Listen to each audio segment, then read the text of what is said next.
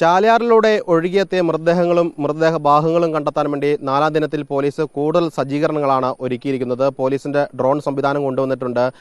ഈ മണ്ണിനടിയിൽ പൂണ്ടുപോയ മൃതദേഹങ്ങൾ കണ്ടുപിടിക്കാനുള്ള പോലീസ് ഡോഗ് സ്ക്വാഡിലെ കടാവർ നായ എത്തിച്ചിട്ടുണ്ട്. ആ ദൃശ്യങ്ങളാണ് കാണുന്നത്. ചാലിയാർ പുഴയോരത്ത് ഇടുക്കി ഡോഗ് സ്ക്വാഡിലെ കടാവർ നായ ഏഞ്ചൽ പരിശോധന നടത്തുകയാണ്.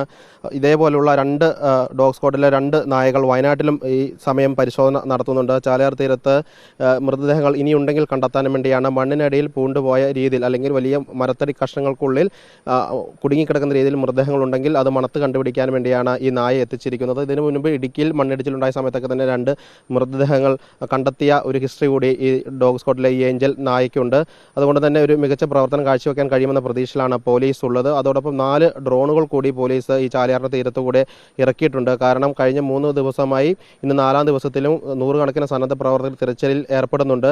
പക്ഷേ ഈ വലിയ പുഴയിൽ വ്യാപകമായി തെരച്ചിൽ നടത്താൻ പരിമിതികളുണ്ട്. അതുകൊണ്ട് തന്നെ മനുഷ്യന്റെ കണ്ണുകൊണ്ട് കാണാൻ കഴിയാതെ പോയ മൃതദേഹ ഭാഗങ്ങൾ ഉണ്ടെങ്കിൽ അത് ഡ്രോൺ ഉപയോഗിച്ച് കണ്ടെത്താനുള്ള ശ്രമമാണ് പോലീസ് നടത്തിക്കൊണ്ടിരിക്കുന്നത്. അതോടൊപ്പം തന്നെ നേവിയുടെ സഹായം പോലീസ് തേടിയിരുന്നു. അതായത് വയനാട്ടിൽ നിന്ന് ഉത്ഭവിച്ച് മലപ്പുറം ജില്ല വഴി കോഴിക്കോടേക്ക് ഒഴുകിപ്പോകുന്ന അറബിക്കടലിൽ എത്തിച്ചേരുന്ന ഈ ചാലിയാർ പുഴയിൽ എവിടെയെങ്കിലും മൃതദേഹങ്ങൾ ഉണ്ടെങ്കിൽ അത് നേവിയുടെ ഹെലികോപ്റ്ററിൽ പോയി താഴ്ന്നു പറന്ന് കണ്ടെത്താനുള്ള ശ്രമങ്ങൾ നടത്തുന്നു. അതോടൊപ്പം തന്നെ വയനാട് അതിർത്തിയായ വനത്തിനുള്ളിലുള്ള സൂചിപ്പാറ വെള്ളച്ചാട്ടത്തിന് സമീപം മൃതദേഹങ്ങൾ ഉണ്ടെന്ന് നാട്ടുകാർ പറഞ്ഞിരുന്നു. സാധിക്കുമെങ്കിൽ അവിടെ ഇറങ്ങി പരിശോധിക്കുമെന്നാണ് പോലീസ് അറിയിച്ചിരിക്കുന്നത്. അങ്ങനെ എല്ലാവിധ സംവിധാനങ്ങളും കൊണ്ടുവന്നുള്ള ഒരു തെരച്ചിലാണ് ചാലിയാറിന്റെ തീരത്ത് നടക്കുന്നത്. ഒപ്പം തന്നെ മലപ്പുറം ജില്ലയിലെ പോത്തുകൽ പോലീസ് ലിമിറ്റ് മുതൽ മലപ്പുറത്തിന്റെ അതിർത്തിയായ വാഴക്കാട് പോലീസ് ലിമിറ്റ് വരെയുള്ള ഈ ചാലിയാറിന്റെ തീരത്തുള്ള എല്ലാ പോലീസ് സ്റ്റേഷൻ പരിധിയിലും ഈ തീര മേഖല കേന്ദ്രീകരിച്ചുള്ള തെരച്ചിലും നടന്നു വരികയാണ്. കൂടുതൽ മൃതദേഹങ്ങൾ എവിടെയെങ്കിലും ഉണ്ടെങ്കിൽ അത് ഉടനടി തന്നെ കണ്ടെത്താനുള്ള ശ്രമങ്ങളാണ് നടക്കുന്നത്.